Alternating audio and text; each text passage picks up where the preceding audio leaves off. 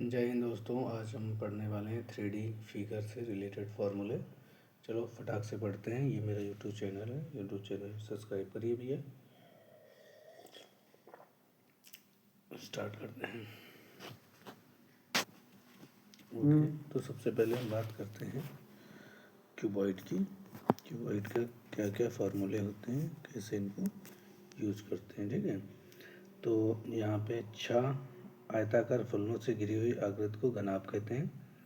घनाभ का संपूर्ण पृष्ठ होता है 2 bracket L plus B, B plus H plus L, जिसमें 2 लंबाई इंटू चौड़ाई प्लस चौड़ाई इंटू ऊंचाई, ऊंचाई इंटू लंबाई होता है।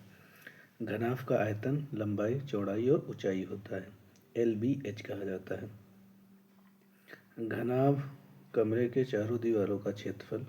दीवारों का क्षेत्रफल का मतलब केवल दीवारें जोड़ी जाएंगी, फर्श और छत नहीं जोड़ी जाएगी। तो इसका फॉर्मूला हो जाएगा हमारा 2 bracket L plus B into H. और घनाभ का विकर्ण निकालना हो तो विकर्ण निकालेगा under root L square plus B square plus H square. Next, घन होता है 6 समान और वर्गाकार फलनों से घिरी आकृति को घनाभ कहते हैं। घन की सभी भुजाएं समान होती हैं, LVH सब बराबर होता है। तो घन का संपूर्ण पृष्ठ जो होता है 6 इंटू साइड स्क्वायर होता है। घन का आयतन जो होता है भुजा क्यूब होता है। और घन का विकर्ण जो होता है अंडर रूट 3 इंटू भुजा होता है, याद रखिए। अब बात करते हैं हम लोग बेलन। बेलन का वक्र पृष्ठ जो होता है आधार की परिधि इंटू ऊंचाई। अगर आधार की परिधि 2πr होती है, ऊंचाई h होती है। तो यहाँ पे एक सिलेंडर है, ये इसकी हाइट होगी h और ये इसकी रेडियस होगी। बेलन का संपूर्ण पृष्ठ जो होता है वक्र पृष्ठ पर दोनों सिरों के क्षेत्रफल, दोनों सिरों के क्षेत्रफल जो होंगे 2πr स्क्वायर हो जाएगा और ये 2πrh हो जाएगा। तो 2πr bracket h plus r हो जाएगा। बेलन का आयतन जो होगा आधार का क्षेत्रफल इंटू ऊंचाई हो जाएगा, πr स्क्वायर इंटू h हो जाएगा। बेलन से बने बड़े से बड़े घनाभ की ऊंचाई, बेलन की ऊंचाई सबसे बड़े घनाभ का आयतन जो होगा वो बेलन की ऊंचाई के बराबर हो जाएगा।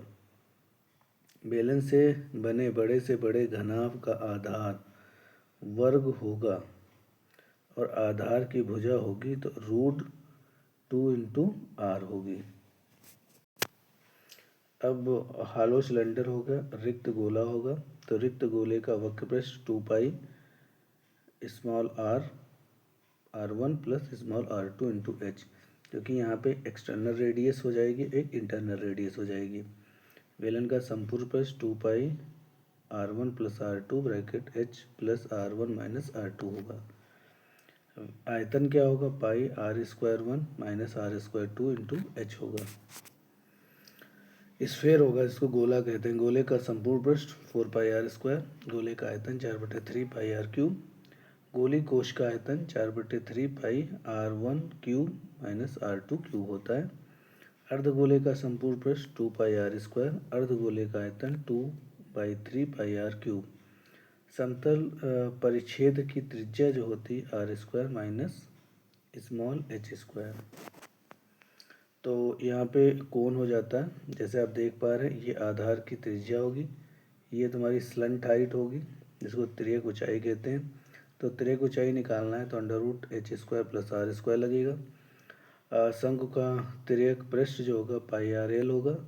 शंकु का संपूर्ण पृष्ठ जो होगा तिरछक पृष्ठ मतलब कर्ड सरफेस एरिया प्लस आधार का क्षेत्रफल होगा, πrl प्लस πr स्क्वायर। तो πr bracket l plus r होगा। शंकु का आयतन या कह सकते हो वॉल्यूम ऑफ कोन, तो 1/3 πr स्क्वायर h, ये फार्मूला होगा। एक आ जाता है फ्रस्टम। जब हम लोग कोन को ऊपर से काट देते हैं जो गिलास का शेप हो जाता है, ग्लास के शेप में देखो बॉटम की रेडियस अलग हो जाएगी, ऊपर की रेडियस अलग होगी।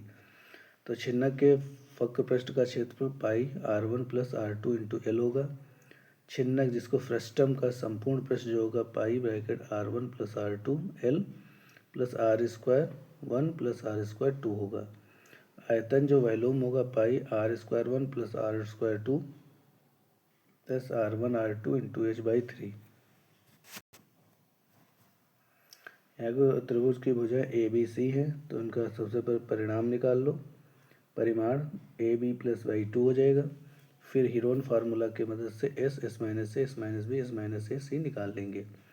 त्रिभुज का क्षेत्रफल 1/2 कोई एक भुजा और उस भुजा की ऊंचाई। समबाहु त्रिभुज का क्षेत्रफल √3/4 ए स्क्वायर होगा। समकोण त्रिभुज में पाइथागोरस थ्योरम क्या होती है? कर्ण का स्क्वायर इक्वल टू लंब का स्क्वायर प्लस आधार का स्क्वायर। समकोण त्रिभुज का क्षेत्रफल 1/2 बेस इंटू हाइट होता है, इसे आप जानते हैं।